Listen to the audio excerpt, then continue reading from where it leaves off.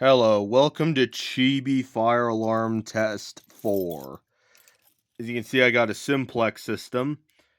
Well, I mean, not system, a setup, because why not?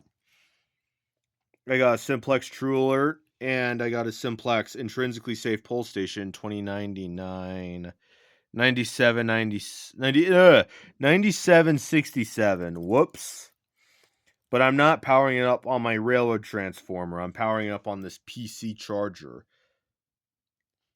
Because my railroad transformer puts out full wave rectified, tested my MT to make sure that this is what I want to use in order to keep this device healthy. So, because my railroad transformer puts out full wave rectified, otherwise called, and more commonly called by its acronym, FWR type, more commonly called by its acronym, FWR direct current. So by using this 18-volt computer charger power supply, it gives the TrueAlert filtered direct current. So here we go.